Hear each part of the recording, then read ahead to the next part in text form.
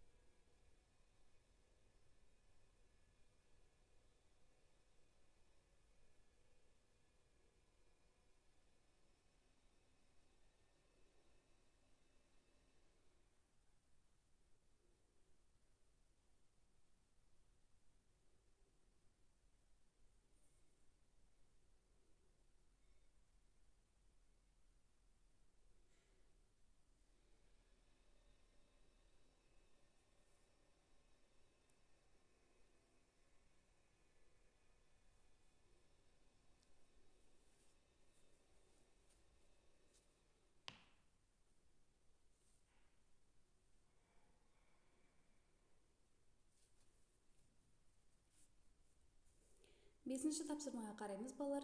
Бұл жерде мына кеседегі сөздерді қолданып сөйлем құрап жаз деген, әрбір сөздің алдында көрсеңдер түсінесіңдер балалар. Неткен ғажап сурет. Құрметті қонақтар, кіріңіздер.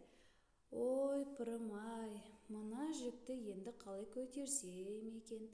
Қандай әдемі болып тұрсың, сұмдық, барлық істен шыққан екен.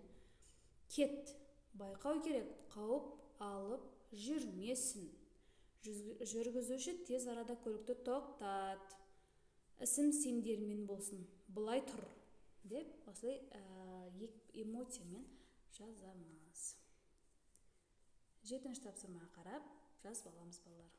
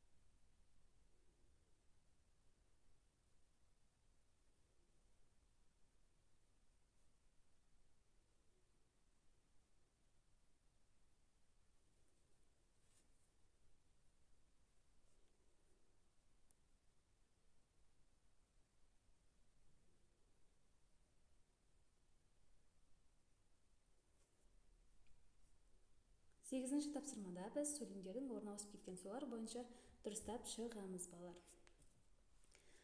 Бірінші болып бізде қандай халық болсын, оның жер жағдайы мен тұрмыс тіршілігі сол халықтың болмысына, мінез-құлық жаратылысына өз таңбасын салып, санасына сіңіретін белгілі. Бәлкім содан да болар, ата-бабаларымыздың кісі көрсе қуаныпты. Сонда да өзіне ұлттық қалпын шамасы жеткенше сақтап келеді. 9-шы тапсырмаға осылай жазамыз балалар. Жазып алуларың мүмкін. Төменде берілген сөйлемдерді пайдаланып, тәуелсіздік күніне арналған құттықтау хат жаз. Екпіннің тілдерін қолдан. Құрметті әріптестер, тәуелсіздік ата-бабаларымыздың аңсаған ұлы күн.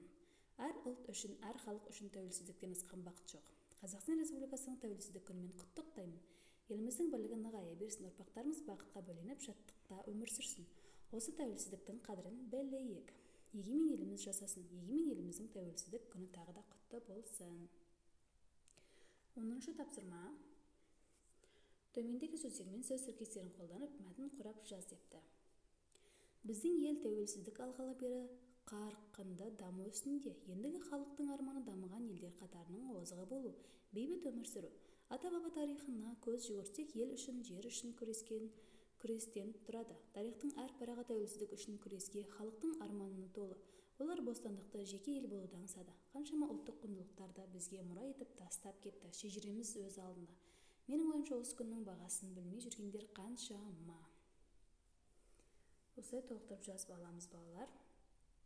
Сұрақтарың болса, комментарийде сұраларың мүмкін. Каналға тіркеліп, видеоға лайк басып, достарымызға жіберіп қойды ұмытпаймыз.